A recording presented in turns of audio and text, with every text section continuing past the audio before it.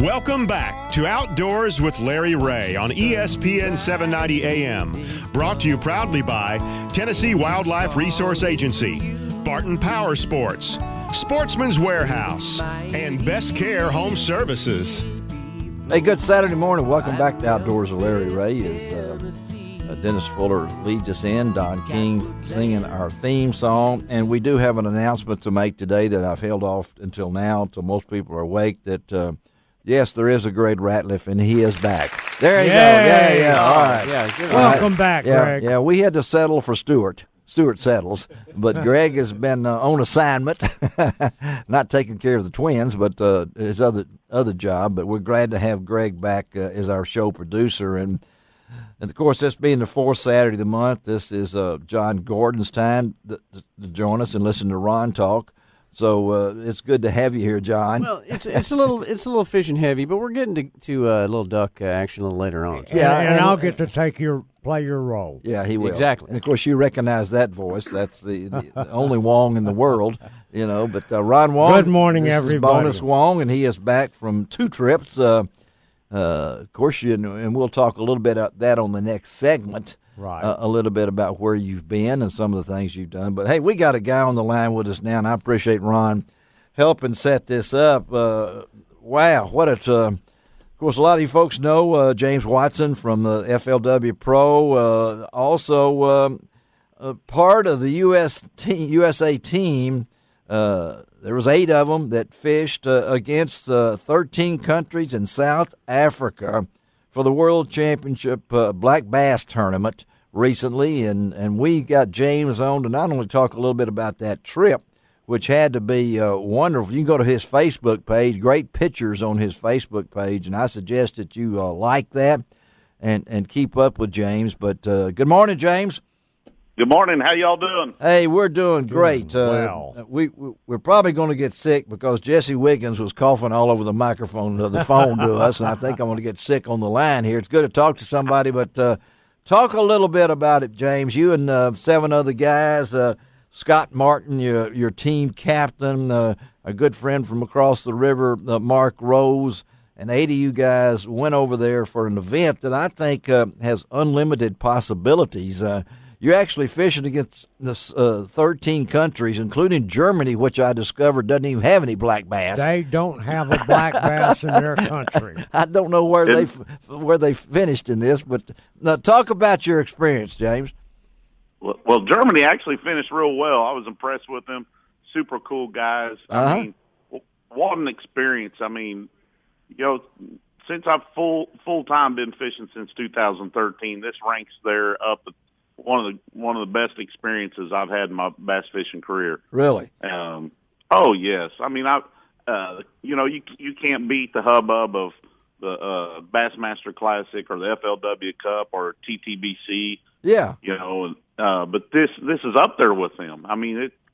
You know, maybe a once in a lifetime opportunity to go over and maybe the general mainstream public doesn't see it, but the bass fishing world is going to see it. It's going to hear about it.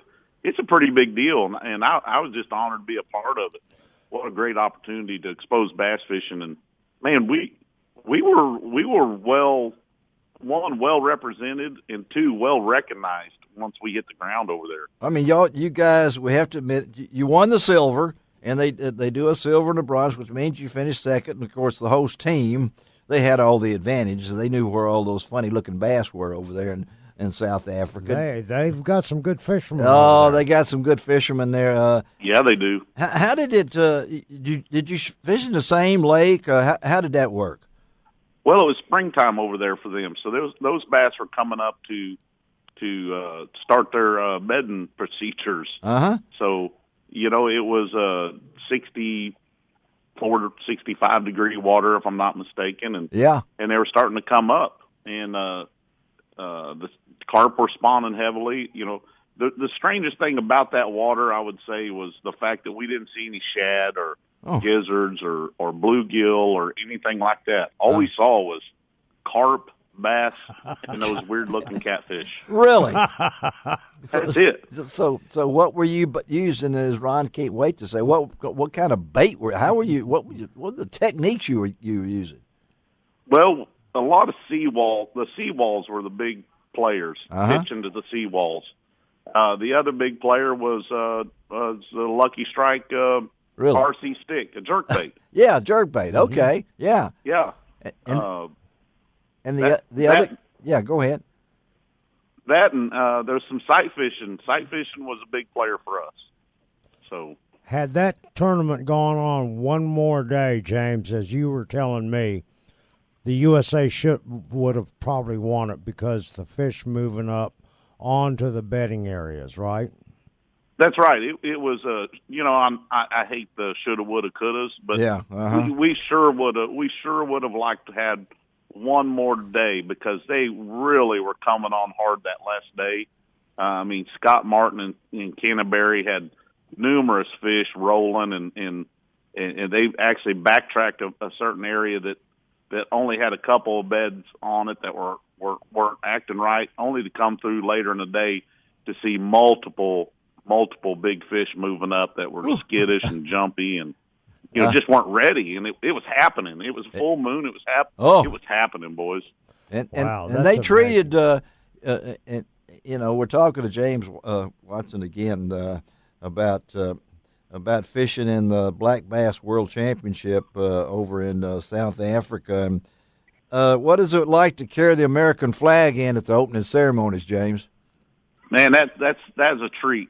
That was a treat. I mean, when they come out and lined us all up, and then everybody they came out and started handing everybody their national colors, and without hesitation, the whole team. When the colors came out and they seen a team member, being handed the colors, my teammates immediately all looked at me and expected me to carry the colors, and I proudly accepted that invitation and to walk up with our colors and represent the United States and sing our national anthem in front of the 13 other countries. Wow, was a highlight of the whole thing. And you have military background.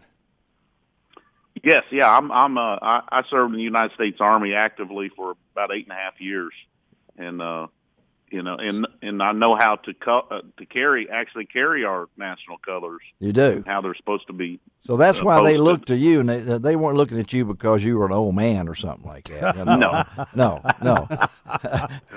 No, they wanted you, and James, you're going to ask him about.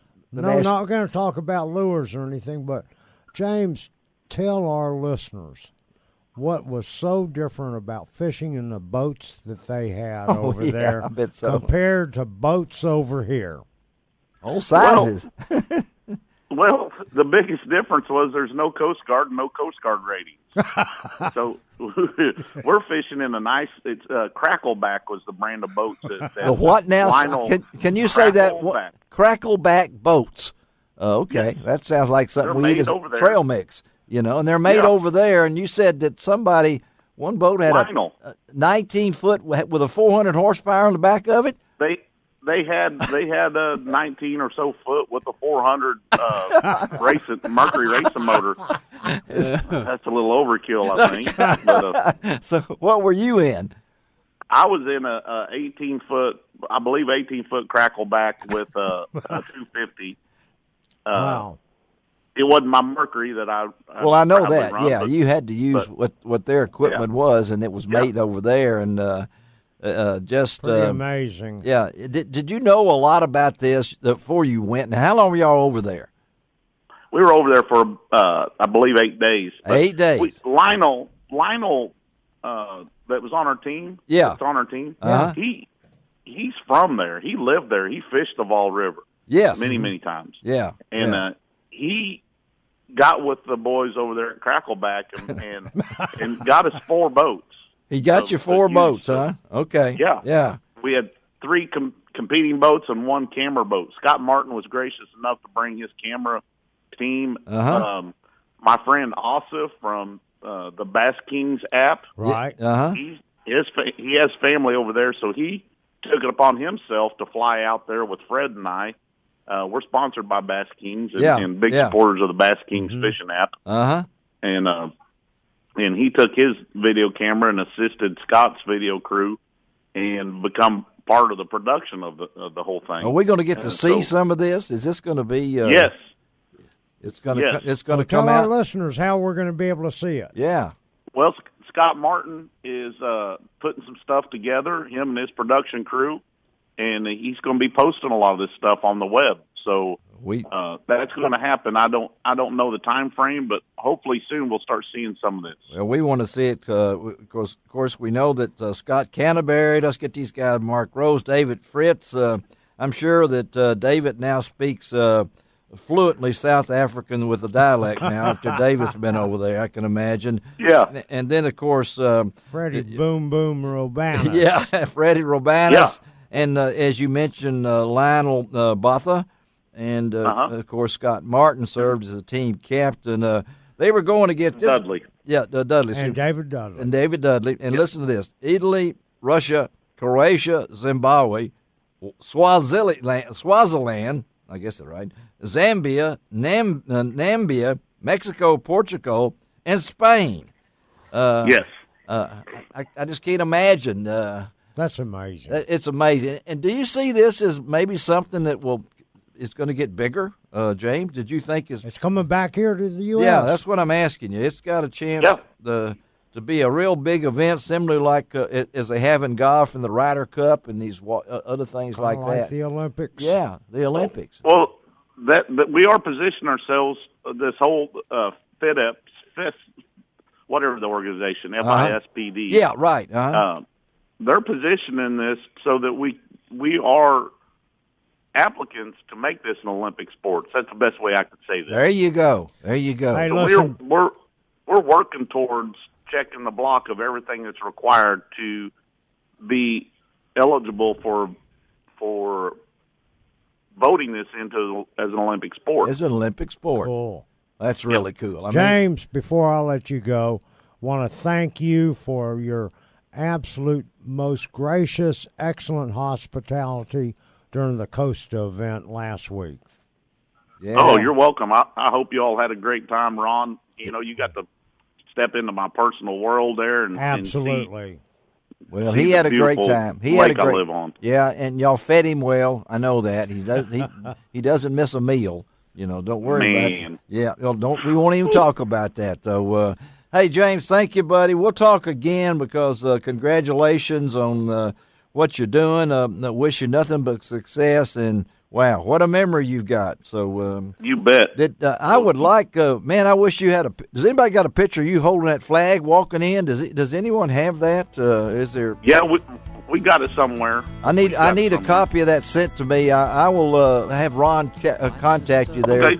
and we'd like to get that posted on our website lroutdoors.com. So Okay. again, congratulations, buddy. We'll talk to you. Okay, have a great day. Thank you. Follow me at James Watson Professional Angler on Facebook, guys. We're on there with you. All right, thanks. Let's take a break. Be right back on Outdoors with Larry Ray. And it's time to talk crappie fishing now.